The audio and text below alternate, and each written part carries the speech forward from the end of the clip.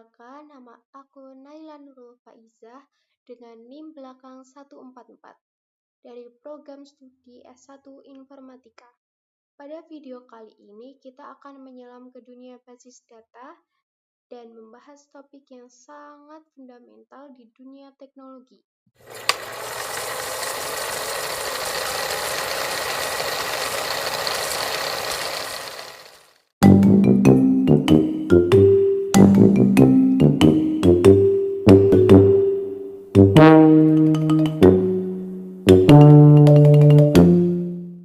Yaitu analisis perbandingan kinerja database SQL dan NoSQL.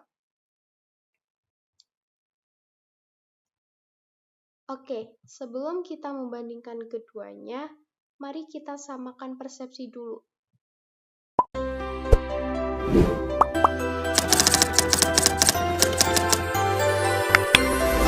Apa itu database? Bayangkan saja database ini seperti sebuah lemari arsip digital yang sangat rapi, tempat kita menyimpan semua data penting secara terstruktur. Nah, untuk mengelola lemari ini, kita butuh software yang disebut sistem manajemen database. Pentingnya database ini tidak bisa kita remehkan. Setiap kali kamu belanja online, melihat feed media sosial, atau bahkan mengirim pesan, semua data itu dikelola oleh sebuah database di belakang layar. Seiring ledakan data di era digital, muncul dua filosofi utama dalam mengelola database. Yang pertama adalah SQL, yang sudah matang, terstruktur, dan mengutamakan konsistensi. Yang kedua adalah NoSQL yang lebih modern, fleksibel, dan dirancang oleh skalabilitas besar. Tujuan video ini sederhana, yaitu kita akan memahami perbedaan keduanya, menganalisis kinerjanya, dan yang paling penting, tahu kapan kita menggunakan masing-masing. Mengenal database SQL.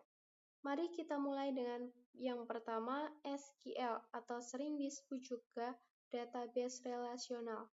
Konsep intinya adalah data disimpan dalam tabel-tabel, mirip seperti spreadsheet Excel yang punya baris-baris dan kolom yang jelas.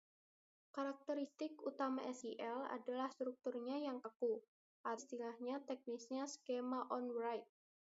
Kita harus mendefinisikan struktur tabel seperti kolom dan tipe datanya. Bahkan, sebelum kita memasukkan data pertama, ini memastikan semua data yang masuk seragam dan terjamin kualitasnya. Nah, keunggulan terbesar SQL adalah jaminannya terhadap transaksi yang dikenal sebagai properti ACID. Yang pertama adalah atomicity. Transaksi itu berhasil sepenuhnya atau gagal total. Tidak ada istilah setengah-setengah jalan. Yang kedua adalah konsistensi. Data selalu dalam keadaan valid dan tidak melanggar aturan yang sudah ditetapkan. Yang ketiga adalah isolation. Beberapa transaksi bisa berjalan bersamaan tanpa saling mengganggu. Yang ketiga adalah durability. Sekali transaksi disimpan, data itu akan aman selamanya, bahkan jika listrik padam. Jaminan ACID ini sangat krusial untuk sistem yang tidak boleh ada kesalahan sedikit pun. Contoh teknologi seperti sistem perbankan, e-commerce, atau aplikasi kasir. Yang populer adalah MySQL dan PostgreSQL.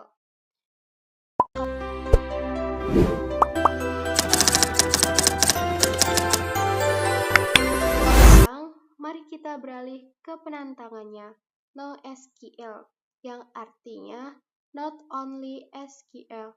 Database ini lahir dari kebutuhan untuk mengelola data dalam volume super besar, yang seringkali tidak terstruktur, dan butuh diakses dengan sangat cepat.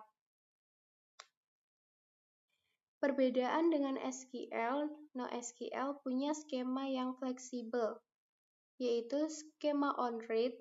Kamu tidak perlu mendefinisikan struktur di awal. Kamu bisa menyimpan data dengan format yang berbeda-beda dalam satu kumpulan yang sama. Ini sangat disukai developer karena mempercepat proses pengembangan. Ada beberapa tipe utama NoSQL. Yang pertama, document store, seperti MongoDB yang menyimpan data dalam format JSON sangat intuitif. Yang kedua, key value store, seperti Redis yang super cepat dan cocok untuk caching data. Yang ketiga, column family store, seperti Cassandra, hebat untuk data time series. Dan keempat, graph store seperti Neo4j yang khusus untuk data yang saling terhubung seperti jejaring sosial. Jika SQL punya ACID, NoSQL menganut prinsip BASE, yaitu yang pertama adalah basically available. Sistem ini dirancang untuk selalu tersedia hampir tanpa downtime. Yang kedua, soft state. Kondisi data bisa berubah seiring waktu. Yang terakhir adalah eventual consistency. Ini kuncinya. Konsistensi data mungkin tidak terjadi seketika, tapi dijamin pada akhirnya akan konsisten. Agar lebih jelas, mari kita lihat contoh nyatanya. Misalkan kita ingin menyimpan data profil pengguna dan semua komentar yang pernah mereka buat. Dengan pendekatan SQL, kita akan membuat dua tabel, yaitu tabel user dan tabel comment. Kedua tabel ini dihubungkan dengan user ID sebagai kunci relasinya. Untuk mengambil data profil beserta komentarnya, kita harus melakukan query join yang menggabungkan kedua tabel ini.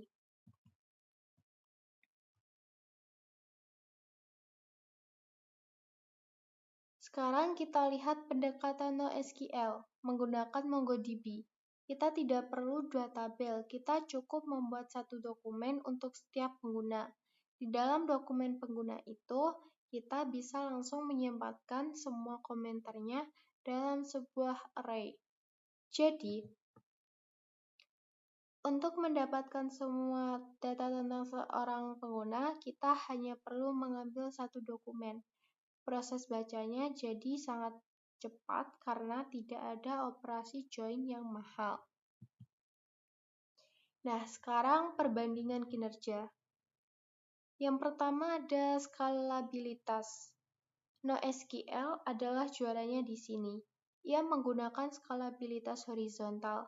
Artinya, kita tinggal menambah server biasa untuk meningkatkan kapasitas. Ini lebih murah dan hampir tanpa batas. SQL cenderung menggunakan skalabilitas vertikal, yaitu memperkuat satu server yang lebih mahal dan ada batasnya. Yang kedua adalah struktur data. Jika datamu sangat terstruktur dan jarang berubah, SQL adalah pilihan solid. Tapi jika datamu berkembang, tidak struktur atau butuh fleksibilitas tinggi, NoSQL jauh lebih unggul. Yang ketiga, konsistensi. Untuk aplikasi yang menuntut integritas data mutlak seperti transaksi keuangan, konsisten kuat dari SQL adalah pemenangnya. Untuk aplikasi yang lebih mentolerir sedikit jeda data demi ketersediaan seperti feed media sosial, NoSQL adalah jawabannya. Yang keempat adalah kompleksitas query. SQL didesain untuk melakukan query yang sangat kompleks dan analisis data mendalam menggunakan join. NoSQL umumnya lebih cocok untuk query yang lebih sederhana dan spesifik. Untuk contoh kasus nyatanya, database SQL cocok untuk sistem perbankan, aplikasi kasir atau pos, sistem manajemen inventaris. Dan untuk database NoSQL cocok untuk feed media sosial, data sensor IoT, katalog, produk e-commerce yang besar, dan game online. Nah, itu sesuaikan dengan kebutuhan kalian.